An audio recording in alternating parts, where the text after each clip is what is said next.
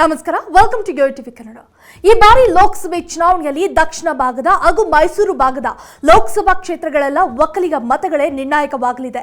ಅದೇ ಕಾರಣಕ್ಕಾಗಿ BJP, JDS ಮೈತ್ರಿ ಮತ್ತು ಕಾಂಗ್ರೆಸ್ ಒಕ್ಕಲಿಗ ಮತಗಳಿಗಾಗಿ ಕಿತ್ತಾಟ ಶುರು ಮಾಡಿದ್ಯಾ? ಈ ಕಾರಣಕ್ಕಾಗಿಯೇ ಎಚ್.ಡಿ. ಕುಮಾರಸ್ವಾಮಿ ಮತ್ತು ಡಿಕೆಶಿ ನಡುವೆ ಮತ್ತೊಂದು ಯುದ್ಧ ಶುರುವಾದ ಆಗಿದೆ ಎಂದು ರಾಜಕೀಯ ವಲಯಗಳಲ್ಲಿ ಭಾರಿ ಚರ್ಚೆ ಶುರುವಾಗಿದೆ. ಹೌದು, ಕಳೆದ ಹಲವಾರು ವರ್ಷಗಳಿಂದ ಒಕ್ಕಲಿಗ ಸಮುದಾಯದ ನಾಯಕತ್ವದ ಪಾರುಪತ್ಯಕ್ಕಾಗಿ ಈಗಾಗಲೇ ಎಚ್.ಡಿ. ಕುಮಾರಸ್ವಾಮಿ ಮತ್ತು ಡಿಕೆ ಶಿವಕುಮಾರ್ ನಡುವೆ ಹಗ್ಗ ಜಗ್ಗಾಟ ಪ್ರಾರಂಭವಾಗಿದೆ. ಈ ಹಿಂದಿನ ವಿಧಾನಸಭಾ ಚುನಾವಣೆಯಲ್ಲಿ ಹಳೆ ಮೈಸೂರು ಭಾಗದಲ್ಲಿ ಜೆಡಿಎಸ್ ಮತಗಳನ್ನು ಕಾಂಗ್ರೆಸ್ ಕಡೆಗೆ ವರ್ಗೀಕರಿಸುವಲ್ಲಿ ಒಂದು ಹಂತಕ್ಕೆ ಡಿಕೆಶಿ ಯಶಸ್ವಿಯಾಗಿದ್ದರು. ಈ ಕಾರಣಕ್ಕಾಗಿ ಒಕ್ಕಲಿಗ ಮತ ಬ್ಯಾಂಕ್ ಅನ್ನ ಮತ್ತೆ ಜೆಡಿಎಸ್ ಕಡೆಗೆ ವರ್ಗಾಯಿಸಲು ಈ ಲೋಕಸಮರ ಎಚ್.ಡಿ. ಕುಮಾರಸ್ವಾಮಿ ಪಾಲಿಗೆ ನಿರ್ಣಾಯಕವಾಗಿದೆ ಅಂತ ಹೇಳಲಾಗುತ್ತಿದೆ.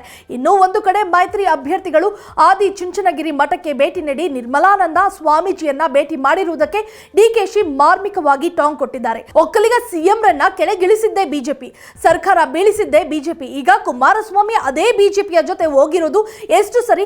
ಇದನ್ನು ಸ್ವಾಮೀಜಿಗಳೇ ಕುಮಾರಸ್ವಾಮಿ ಅವರಿಗೆ ಪ್ರಶ್ನೆ ಮಾಡಬೇಕು ಎಂದು ಹೇಳೋದರ ಮೂಲಕ ಒಕ್ಕಲಿಗರು ಕಾಂಗ್ರೆಸ್ಗೆ ಮತ ಹಾಕಬೇಕು ಅನ್ನೋದನ್ನ ಪ್ರತಿಪಾದಿಸಿದ್ದಾರೆ. ಒಟ್ಟಿನಲ್ಲಿ ಈ ಇಬ್ಬರು ಒಕ್ಕಲಿಗ ನಾಯಕರ ನಡುವೆ ಸಮುದಾಯ ಮತದಾರರು ಯಾರನ್ನ ತಮ್ಮ ನಾಯಕರನ್ನಾಗಿ ಆಯ್ಕೆ ಮಾಡಿಕೊಳ್ಳುತ್ತಾರೆ ಅದರ ಮೇಲೆ ರಾಜ್ಯದ ಫಲಿತಾಂಶ ನಿರ್ಧಾರವಾಗುವ ಸಾಧ್ಯತೆಗಳು ಇದೆ. ಅದಕ್ಕಾಗಿ ಚುನಾವಣೆ ಫಲಿತಾಂಶ ಬರುವವರೆಗೂ ಕಾಯಲೇಬೇಕು.